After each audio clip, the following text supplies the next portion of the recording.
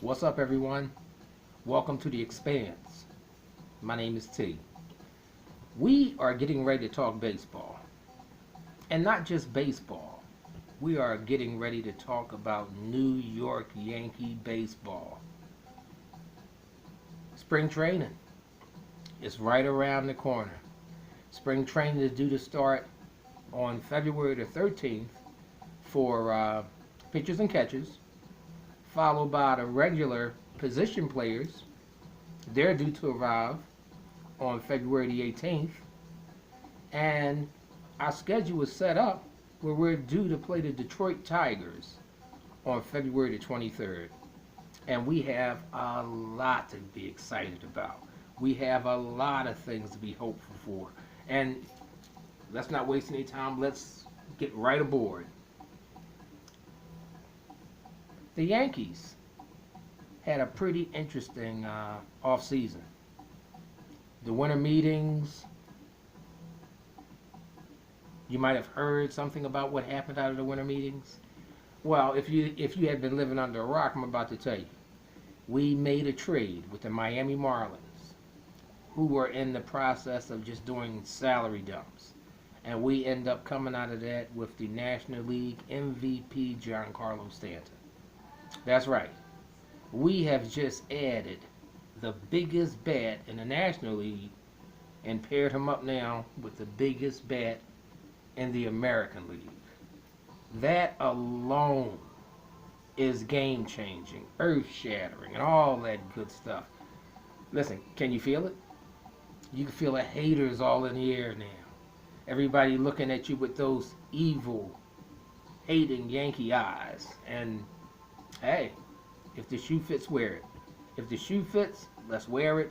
And I tell you what, not only am I assigned to wear it, I will wear that shoe with pride and dignity because the Yankees are going to kick ass. I mean, let's be flat out. The Yankees are going to just kick ass and take names.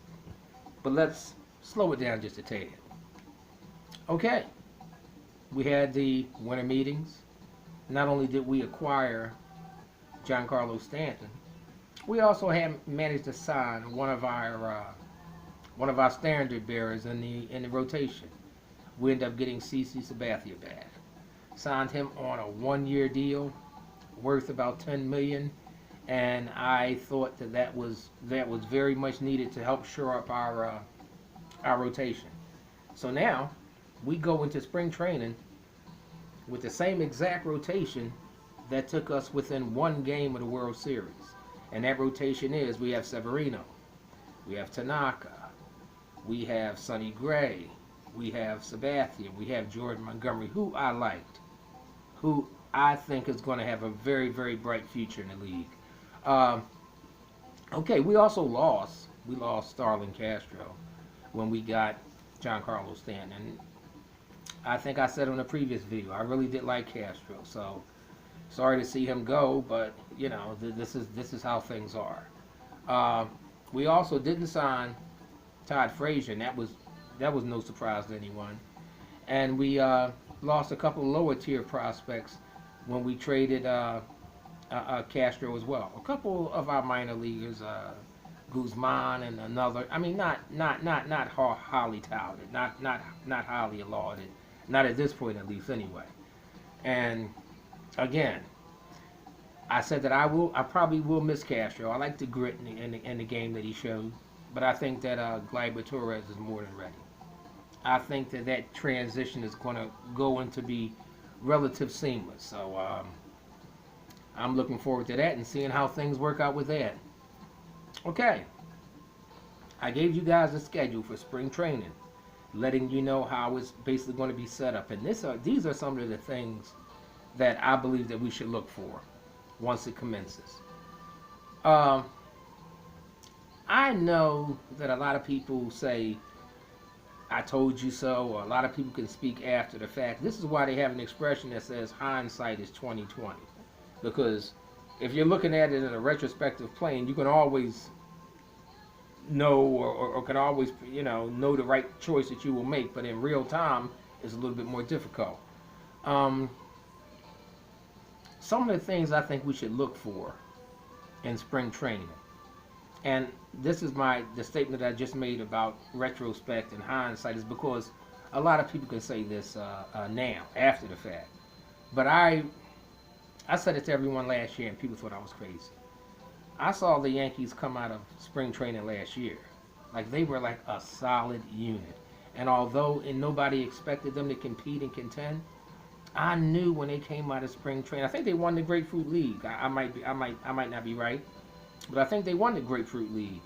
Um, but I saw that team as a team that, hey, these guys are going to shock some people. These guys are a lot better than people are giving them credit for. So I'm looking to see the same type of fluidity, the same type of gel that they had last year. And I can tell you now, and I mean it, that when they came out of spring training, when people were saying, "Oh, they're rebuilding," I was like, "No, they're gonna contend. They might not win it, they might not get into the playoffs, but they're going to contend. They're going to fight into the last couple weeks of the season." Now we know exactly what happened. They went within one game of winning the World Series.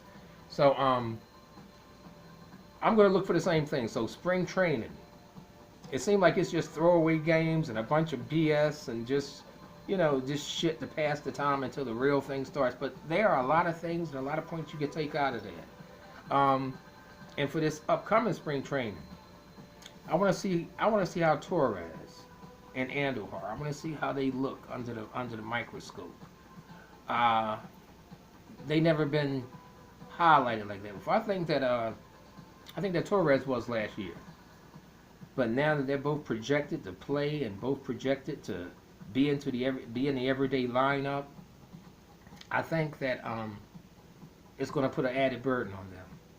Now we will find out just the grit and the depth of a player, because once the target is on your back, once you walk into your dugout and media outlets are waiting to speak to you and reporters are trying to talk to you, that can put an added pressure on these players. So I want to see how Torres, Gleyber Torres, and Miguel Andujar play under that type of scrutiny. I want to see how they play under that type of pressure.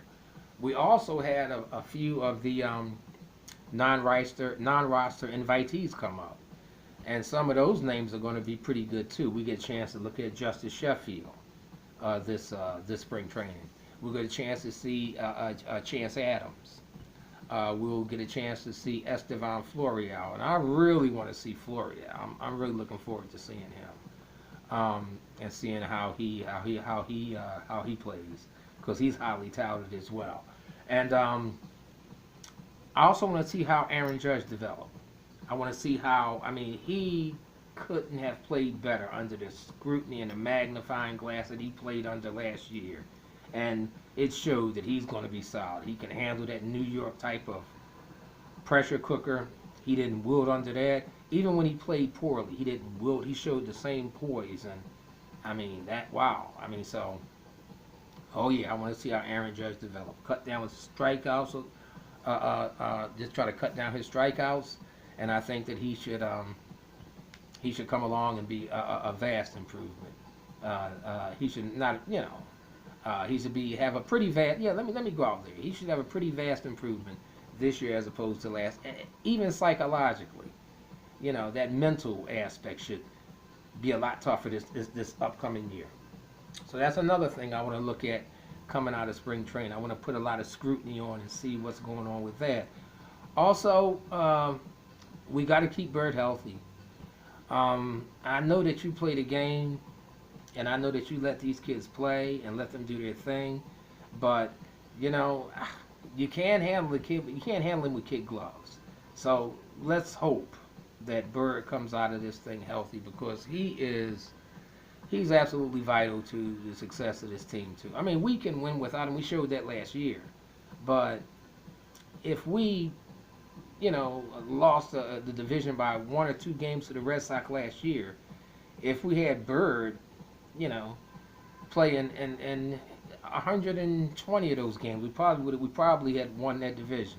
But all water under the bridge now. So let's see if we can if we can keep Bird healthy. Um, okay, if everything comes like that and everything comes around for spring training, and the most important objective is that we come out of spring training healthy. We come out of spring training intact. We come out of spring training sound. Uh, that's the most important. That's the most important facet of this whole thing. That's the most important.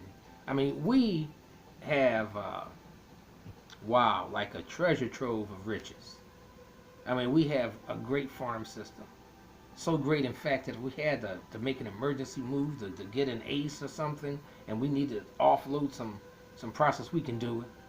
You know, we have money coming up next year. Once we get under the 197 million threshold, and then we get that rebound as far as the taxes are concerned and everything, we fall under a different category. It's going to give us added money, and we can pull off some free agent coups and really make the rest of baseball envy and hate us. You know, I mean, really make them envy and hate us, like they're going to do anyway. But let's just expedite it and magnify it and make it even more vicious. So okay, I look for this team. Let me get some regular season predictions. I don't want to go to playoffs yet. I'm going to wait. We're going to try to do that organically together, and God willing, you know, I'll be around to give you guys some videos and let you know what's going on with that. But I look for this team. They're solid as hell coming out. I look for them to win between 100 and 102 games. I look for them to do that while winning the division.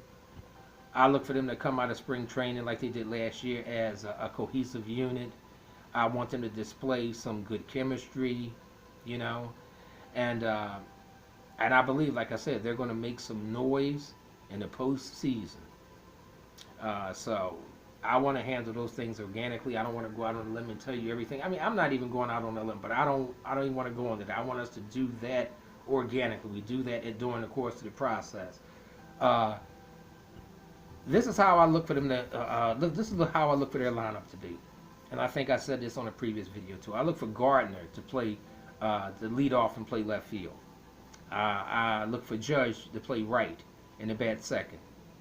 Stanton, DH and bats third. Bird, first base, batting fourth. Sanchez, catcher, batting 5. Gregorius, shortstop, batting 6. Hicks, center field, batting 7th. And 8 and 9, it can be Torres or Andujar and Torres. And I look for that lineup to be like just quite formidable. I mean, quite formidable. You know what? In some ways, it's not even fair.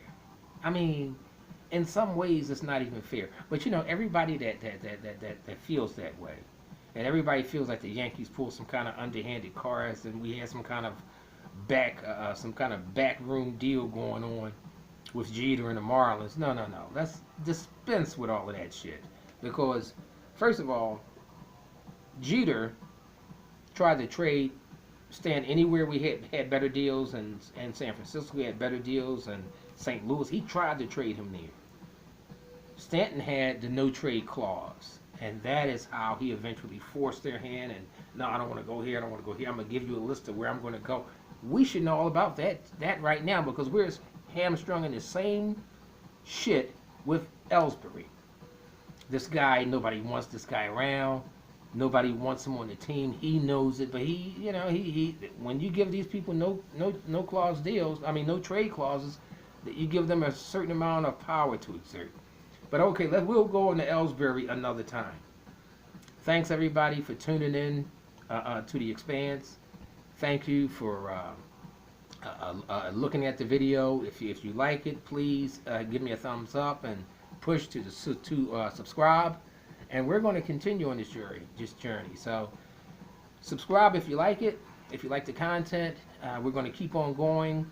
And thank you so much for tuning in. Go Yankees, go. Hate, haters, hate. Peace out.